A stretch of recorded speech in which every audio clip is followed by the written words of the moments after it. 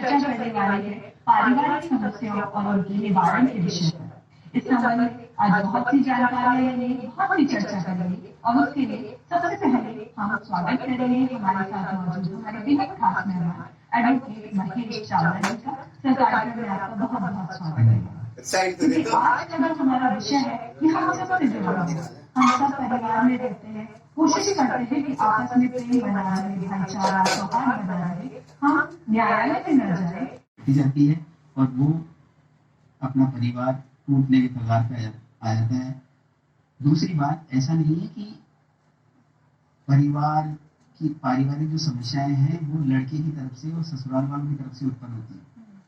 इसके अंदर कुछ केसेस ऐसे भी हैं जहाँ पे पत्नी के घर वाले पत्नी के ससुराल में, लड़की के ससुराल में ज्यादा इंटरफेयर करते हैं और उसकी मनमानी में उसका साथ देते हैं।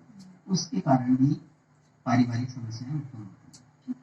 मतलब ये है कि लड़कियों के घर वाले हैं, उन्हें ये समझाना चाहिए कि आपकी शादी हुई है, जहाँ तक जरूरी है कि कुछ ज्यादा गलत हो रहा है तो उन मैटर्स को हटा दें। अदरवाइज बिना किसी मतलब कि कोई लड़की को अपनी तरफ से भी कोई विवाद नहीं खड़े करने चाहिए और आपस में प्यार से रहना चाहिए।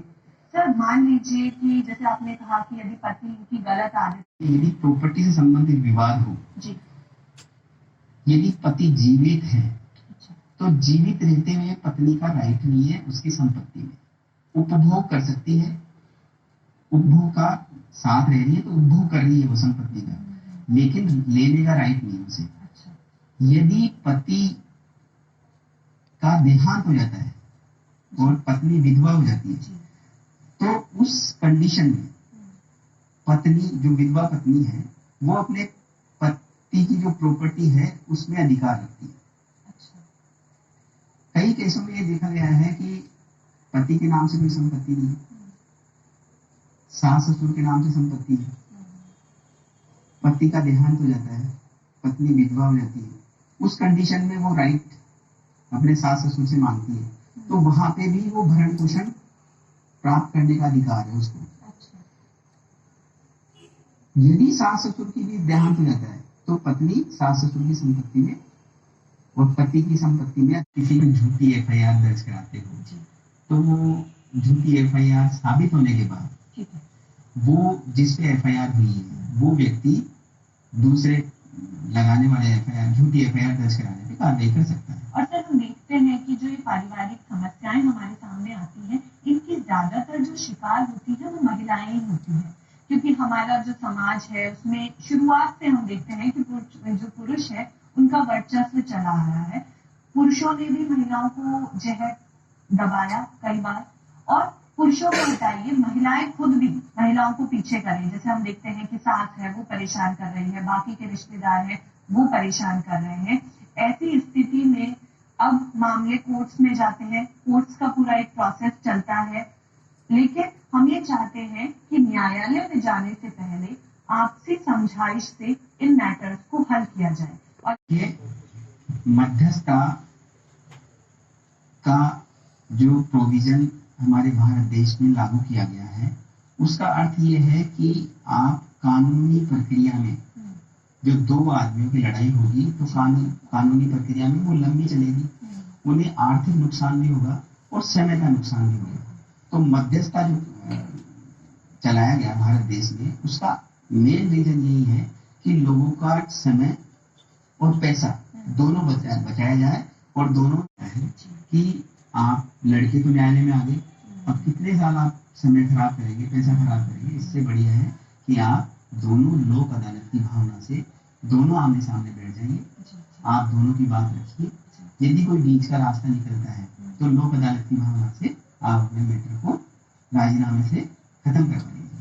सर, प्रैक्टिकली आज तो हम बातचीत कर रहे हैं, हम भी कोशिश यही करते हैं कि हमारे पास जो पार्टी बनके पति या पत्नी में से कोई भी आया है तो हम पहले यही कोशिश करते हैं कि कोई उनका सामाजिक स्तर पे जो उनका विवाद है वो खत्म करा दिया जाए। लेकिन यदि फिर भी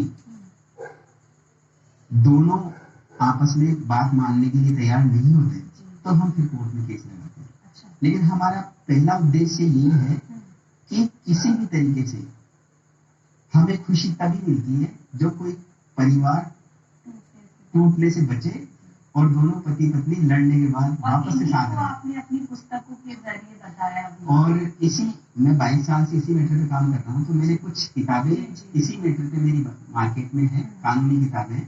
और इसके अलावा मेरी ये किताब है भरण पोषण कानून, जो महिलाओं के लिए बहुत ही उपयोगी पुस्तक है। और मेरी अन्य किताब है,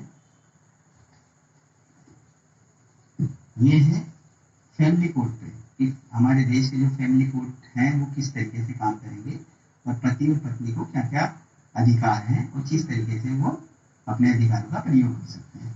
और इसी तरीके से मेरी बहुत सारी और महिला मैटर की किताबें हैं जो मार्केट में अवेलेबल है। वो लॉ स्टूडेंट्स के लिए काम आती है, एडवोकेट्स के लिए काम आती है, और कोर्ट में जो भी कानूनी प्रक्रिया से संबंधित व्यक्ति है वो इसके लिए इनका उपयोग कर सकते हैं। बहुत बहुत धन्यवाद सर, आपने हमारे कार्यक्रम में शिरकत की, हमें इतना सारा ज्ञान दिया, लीगल प्रोविजंस आपने हमें समझाए, आपने बताया कि लोक अदालत का फायदा कैसे ले सकते हैं, सुलह कैसे कर सकते हैं, और साथ में आपने हमें ये भी बताया कि चलिए आपको यदि और ज्यादा जरूरत हो तो मेरी पुस्तकें आपके साथ हमेशा रहेंगी। तो कार्यक्रम में सर आपने शिरकत की, हमें इतना अपना अमूल्य समय दिया, जानकारियां दी, उसके लिए बहुत बहुत धन्यवाद। तो दर्शकों, आज की चर्चा के बाद